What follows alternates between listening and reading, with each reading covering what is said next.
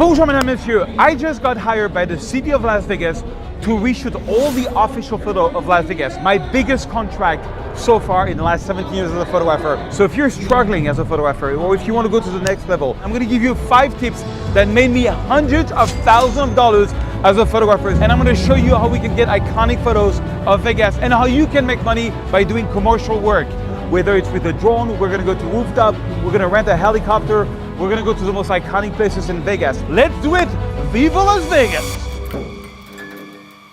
Tip number 1, that's how I got this job here in Vegas. Make sure that you have a website where you SEO, search engine optimization, your photo. They found me on Google Image and I was against 40 other photographers and they came to my website and they thought my work was the strongest and they hired me. But first of all, they found me. So how did they find me? Every time I post a photo, I make sure that the file name itself, let's say I'm shooting the Louvre, that the file name is like Louvre-Paris.jpg. And also I give a title on the photo and a little description using the keywords. Very important.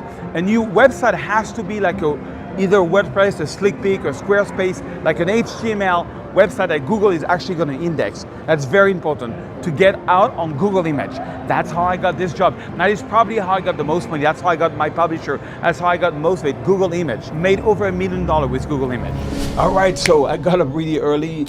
We actually already took the photo because now it's getting too bright, but just about the settings. Because I'm shooting for the city of Los Angeles, because I'm shooting for the city of Las Vegas, I'm on a tripod. I want every photo to be the most perfect, meaning 100 ISO, like f7, f8, which is like the sweet spot of that 24-70 lens. So it's very sharp and whatever speed. And then I'm doing a pano in portrait mode so I get more sky. I take a lot of photos, like maybe 7 or 8 photos, and then I'm going to spend time putting them together. Sometimes I'm even doing HDR panorama, meaning I'm taking 3 exposures, just to make sure I have everything. The moment has passed, but I'm happy because I got up very early before my cameraman and got some cool shots.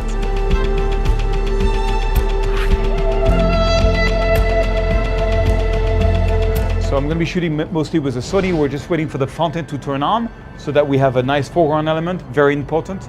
I think the city of Las Vegas wants to have the fountain as a foreground.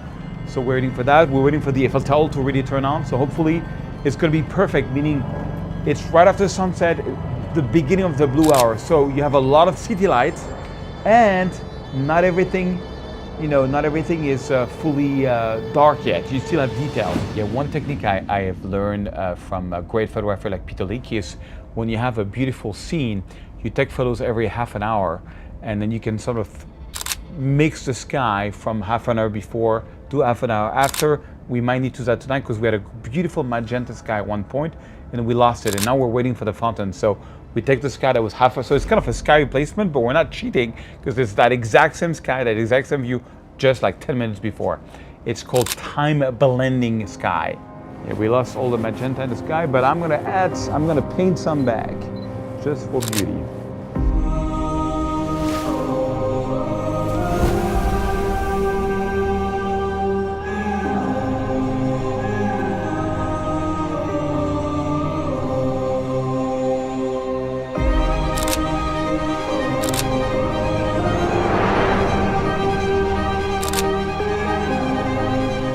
Okay, there's so much dynamic range with the waterfall that I'm shooting them in HDR so that I can have, I can mix the highlights and the shadows. Look at that, it's beautiful. Woo!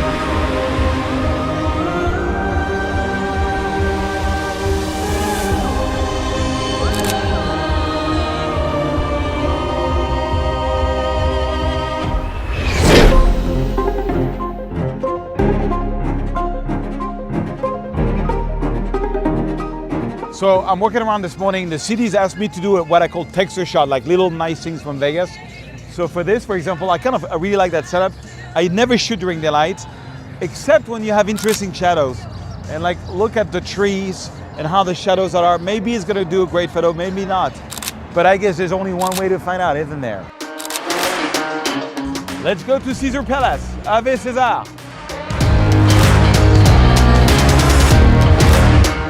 While I was talking to the client in Vegas, they said that the mayor office also wanted some blurry shot. I said, what do you mean by blurry shot? Yeah, you know when something is very sharp and everything else is blurry. Lucky I had my Leica Q3 on me, so I walked around for many evenings trying to find like something that's kind of sharp and then making everything blurry. And at 1.7 you get really this nice texture shot. You know, they want to use this for brochure or things like this. So, you know, I thought I was going to do everything with my Sony, but turns out it was really cool to get the Leica to get this really shadow depth of field. I love it, it's incredible.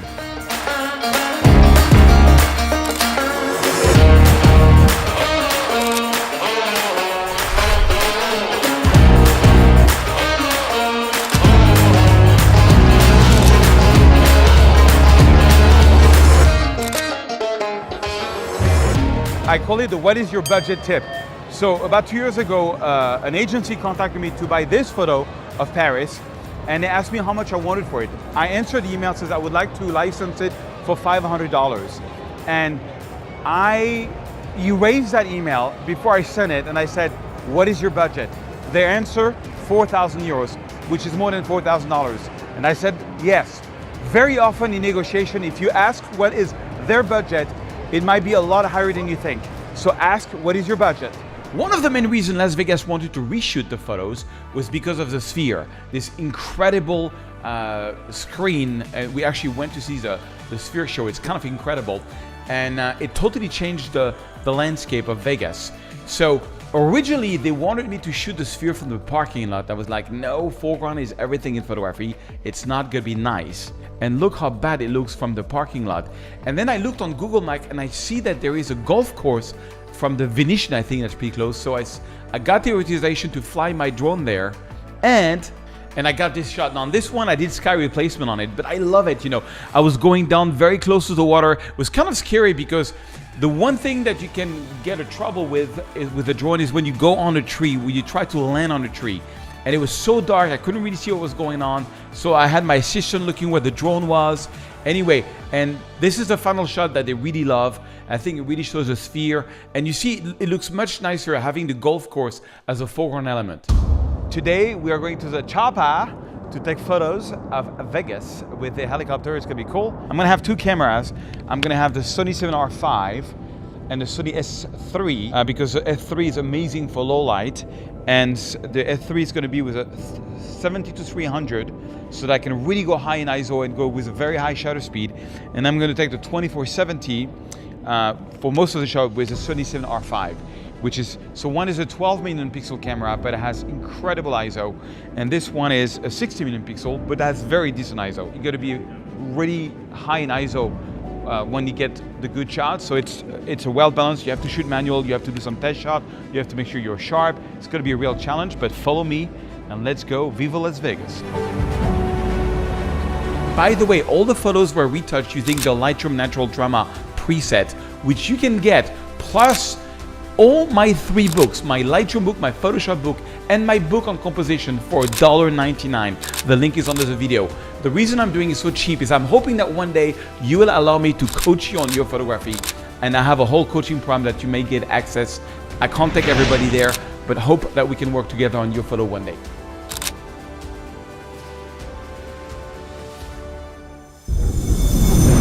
Okay, this one comes from Joel Graham. This is why I was able to move in the US. So years ago, Joel Graham was explaining that how he was getting job was as the following. When he wants to get a commercial job, he goes into the city, he takes all the art directors of the city, and he sends one photo every Monday to each director with a handwritten letter saying, this is Joel, this is what I do. You know, in the city, an art director is like the guy in agency who hires photographer. Like for example, Las Vegas doesn't hire a photographer. Las Vegas hire an agency who hires a lot of photographer. So you want to talk to the art directors of agency. And every Monday he would send a print with a handwritten letter, not an email, not a typed letter, handwritten letter with one photo. And after 4 weeks, he would call the art director and say, I'd love to meet. So how did that change my life? Well, when I heard that story, I was living in Neuilly-Plaisance, close to Paris. I went into the little kiosk that's next to my home, and I took all the biggest magazine that there was, and I wrote to each magazine a handwritten letter, not with one, I did 20 photos, my 20 best photos, and I told my story, and I gave them a CD. Today I would give like a bit.ly, a link with my photos, like a Dropbox link. And I said, you can publish these photos. Out of all the magazines I've sent, everyone published it. One did a cover and a 6-page article on me. It was so much publicity that this is how I got my first celebrity visa to move to the US, and that's how I became an American, because of that one trick from Joel Grimes. So thank you, Joel. Welcome to the Valley of Fire.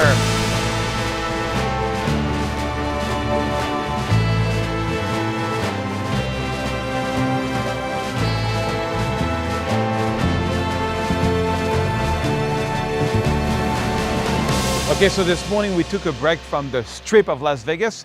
We are here in the Valley of Fire, and I usually don't take photos during the day, except when you have a beautiful subject like Valley of Fire. And what I should do is I should film. So on this one, I'm going to shoot Portrait 400. So this is film with the Leica M6, and I'm going to do something that's kind of cool today. I've got both Leica. I have the Q3 and the M6. So this is digital, this is film. They're both exact same lenses, 28 millimeters, 1.7 or something. One thing I learned about film, if you ever shoot film, make sure you're overexposed by 1 or 2 stops, because although film does have a better dynamic range than digital, the problem with film is that you have more dynamic range when you shoot, but you don't have more dynamic range when you retouch. So you got to nail the exposure. So this is 400 ISO, so I'm putting it at 200 ISO here. So it's already going to overexpose by 1 stop by default. So now I'm going to take a photo with this one and a photo with this one, and we'll compare the result when it comes back from the lab, Portrait 400 versus this. Let's take some photo in the Valley of Fire. You know what would be amazing, Tony, is that if you, I don't know if you think you can go on that big rock there? Or no, it's hard. I just want to have the shape of your butt in the sky so that people get a sense of how big this place is.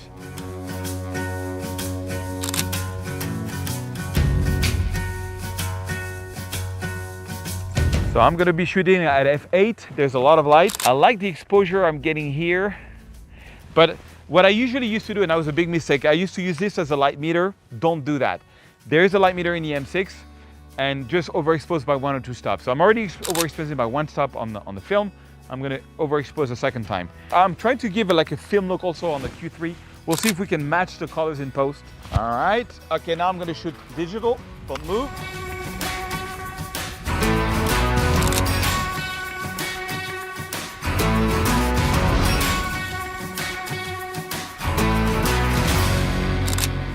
Now this one I got from the art director at Nike. Years ago I got hired, and Nike bought this photo from me. And I asked him something, he says, why did you pick me? And he said something that changed my life forever. He says, you know how we know if a photographer is a pro versus an amateur? I said, no. He says, a pro has very little photo on their website, and they're all amazing. An amateur has a lot of photos on their website. Some of them are amazing, but some of them are very average, and it just kills everything. So make sure you have very little photos on the website. Look at my website, for example, serge-ramelli-photos.com. I have about 20 photos per section, and it's my very best work after 17 years.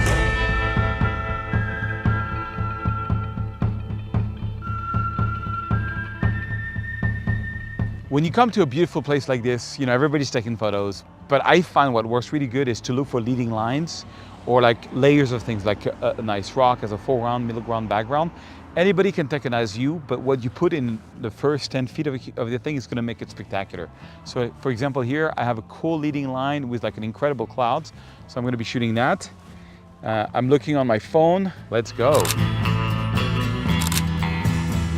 I love when you have a leading line like this, like a windy road, you know, and the cloud in the road makes the photo. Let's see.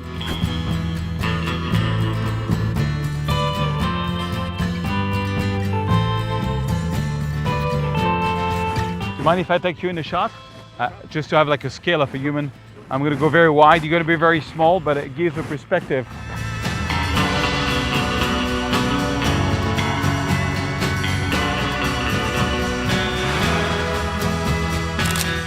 Okay, so Tony is with us. We put him. I love to have like somebody in the scene to show how big it is. So if you have a human being there, people have a sense of the scale. So he's our driver and he's our model. Amazing, incroyable.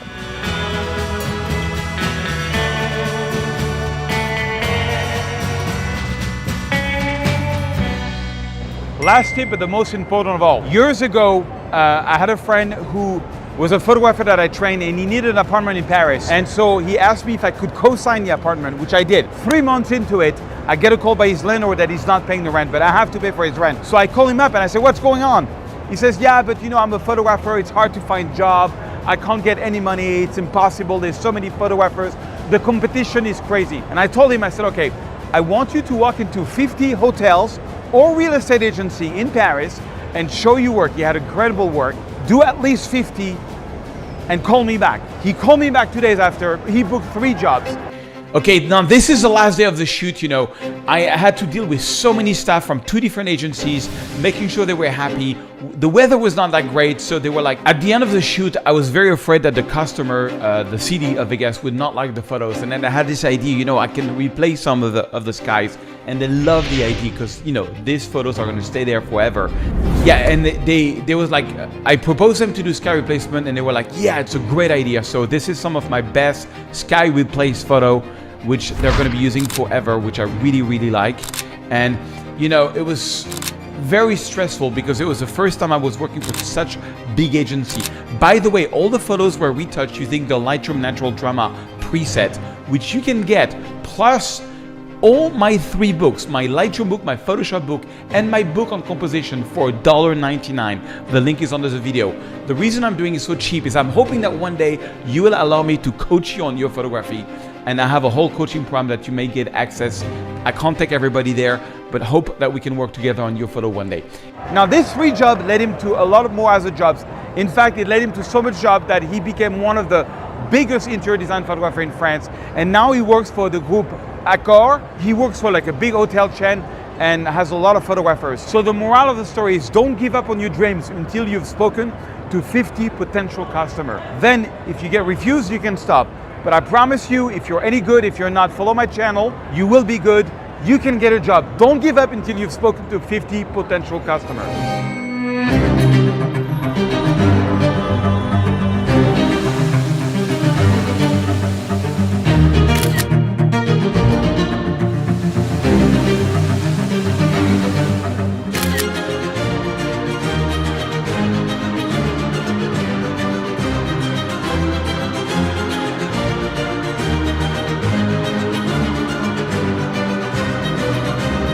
Anyway, if you like this kind of adventure, check out this New York adventure where I had 48 hours to get amazing photos. I'm trying to really do really cool videos.